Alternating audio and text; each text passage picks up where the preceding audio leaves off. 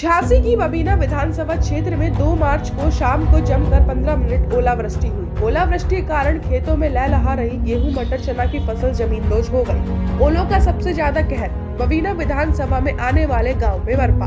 ओलों के कहर से किसानों के अरमानों पर पानी फिर गया। अब उनके सामने रोटी का संकट पैदा हो गया है। झांसी से बाहर होने के कारण बबीना विधायक राजीव सिंह पारीचा तत्काल ओलावृष्टि प्रभावित अपनी विधानसभा के गाँव में नहीं जा सके थे। वह वहाँ से लौट कर आए तो कल 7 मार्च को उन्होंने ओला प्रभावित ग्रामों का जायजा लिया। वह ग्राम खदई, पुनावली, घोटुल, बसई, बरुआ, अमरपुर, बैदौरा, कोटी, छपा, चुमरहुआ समेत 2 दर्जन से अधिक ग्रामों में गए।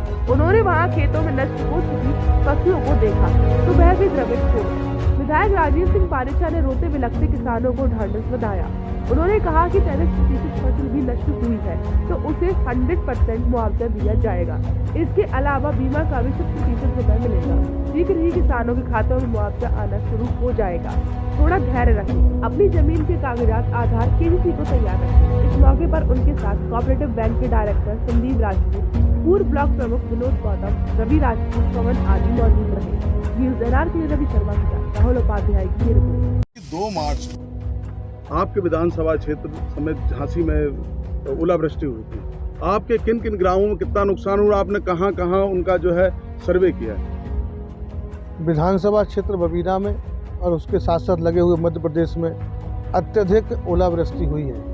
अति ओलावृष्टि होने के कारण आप देख रहे होंगे, मौके पर जाके मैंने भी देखा है और प्रशासन ने भी सर्वे किया है। लगभग संपूर्ण फसल की क्षति हुई है।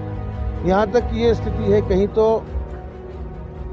खेत में एक दाना भी नहीं मिलने की स्थिति में। तो इसको सरकार ने संपूर्ण नुकसान माना है और इसका जो संपूर्ण मुआवजा है, जो अधिकतम मुआवजा है, उस मुआवजा राशि के आधार पर जो इससे प्रभावित किसान हैं उनको इसमें सम्मिलित करके उनको भुगतान किया जा रहा है। कार्रवाई शुरू हो गई है और जिन किसानों के, मैं समझता हूँ लगभग सभी किसानों के बीमा भी है और बीमा की राशि भी जल्दी ही किसानों के खाते में पहुँचेगी।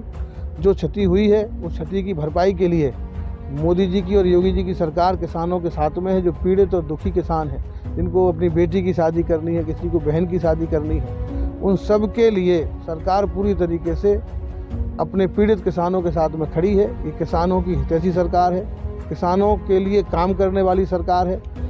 हमारे 2 दिन पहले सांसद जी भी आए थे।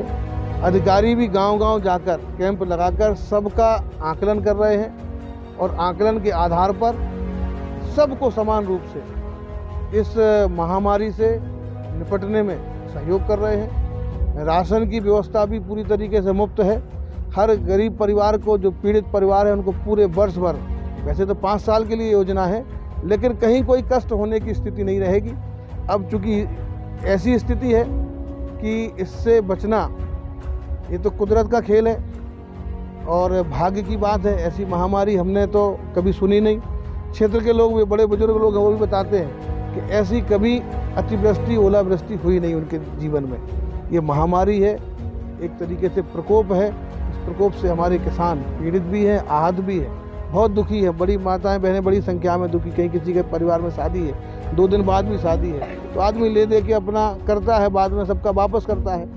अब लोगों को लग रहा है कि 1 साल हम खाली हो गए, लेकिन दुखी होने की ज़रूरत नहीं है। सरकार और मैं स्वयं आपके साथ में खड़ा हूँ। व्यक्तिगत रूप से भी मैं आपके साथ में हूँ। सरकार पूरी तरीके से आपके साथ में है, प्रशासन आपके साथ में है। हम इस आपदा से मिलजुल के निपटेंगे। कोई तनाव लेने की आवश्यकता नहीं है। सब चीज़ों का रास्ता बनेगा। बेटी की भी शादी होगी, बुजुर्ग का भी इलाज होगा, कोई बीमार है उसका भी इलाज हम लोग कराएंगे। हमारे पास सरकार की तरफ से तमाम ऐसी योजनाएं हैं, उनका लाभ हम लोग दिला सकते हैं।